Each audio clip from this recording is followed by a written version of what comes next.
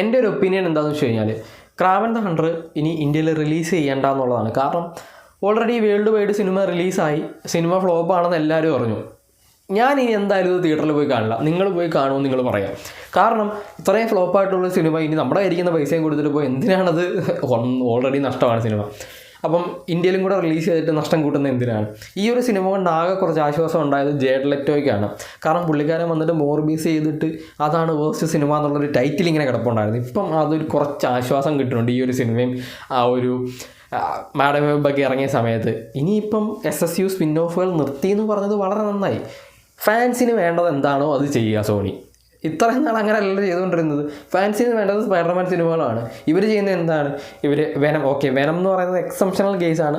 Last dance അത്രയും കൊള്ളില്ലായിരുന്നുണ്ടെങ്കിലും അത് വാച്ചബിളായിട്ടുള്ളൊരു സിനിമയാണ്. ഇവർ മാഡം വെബ് റിലീസ് ചെയ്തു. എന്തിന് മാഡം വെബ്? ആരും മാഡം വെബ് വേണമെന്നുണ്ടെങ്കിൽ ആരും പോയി കണ്ടതുമില്ല.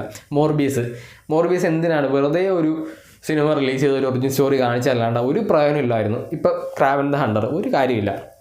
ഇവർ സ്പൈഡർമാൻ 4 ഇറക്കട്ടെ, നല്ലതായിരിക്കും. ബിയോണ്ട് ദ സ്പൈഡർവേഴ്സ് ഇറക്കട്ടെ, അല്ലെങ്കിൽ സ്പൈഡർമാൻ ഒരു സീരീസ് ഇറക്കട്ടെ. ഇതൊക്കെ നല്ല സിനിമകളും സീരീസുകളൊക്കെ ആയിരിക്കും.